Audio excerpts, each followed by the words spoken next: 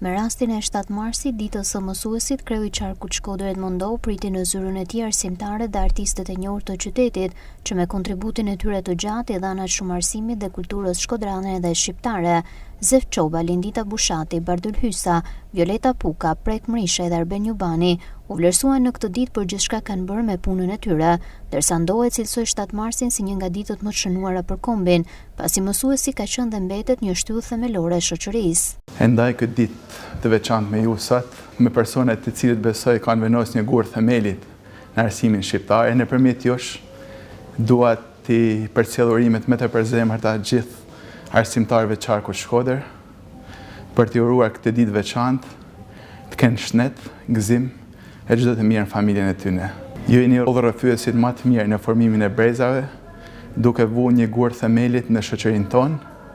E shpresoj shumë që brezat e rinj arsimtar të marrin modelin më të mirë nga ana juaj. Shkodra djepi kulturës së arsimit e sportit.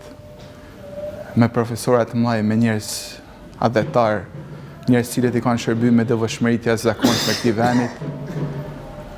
Munona dhe na me ata mundësitë tona institucionale, me bashkëveprim midis institucioneve të ndryshme, me dhanë kontributin ton për me çu përpara arsimin. Ai u ndal edhe tek vëmendja që po i kushtohet arsimit në Shkodër me investimet e nisura në disa prej institucioneve arsimore. Shkodra po merr një pamje dhe çësje komplet tjetër, falë edhe Bashkisë Shkodrës në investimin e shumë shkollave në qytetin tonë, ku sot janë disa shkolla të rëndësishme të qytetit, janë kthyer në kantier ndërtimit dhe po bëhen rishta si nga fillimi investimet e qeverisë shqiptare dhe Bashkisë Shkodër. Gjithashtu kena terrene sportive, para pak ditëve në Këshillën e Bashkisë Shkodër kemi miratuar një sipërfaqe për 23.000 m2. Aktualisht FNSH-ja Shkodrës përballë policisë, ku do të bëhet një komplekse të mëdha sportive, kulturore, arsimore në Ballkan, e cilat do të shërbejë komplet qarkut Shkodër, ku besoj janë gjanat e cilat na bajnë më krenu dhe na japin vlerë dhe e bajnë rinin më atraktive, më të përfshime dhe më të angazhuar. Ata që një jetë ja kushtuan arsimit dhe edukimit të brezave, sot ndjejnë emocione ndërsa marrin urime dhe vlerësime për punën e bërë. Është një mision hyjnor. Prandaj këtë vështrim përshëndes me respekt të thellë të gjithë edukatorët ku të jenë, shprehi edhe mirënjohjen për kryetarin e qarkut Shkodrës, zotin Edmondoh, që na nderoi sot në këtë takim.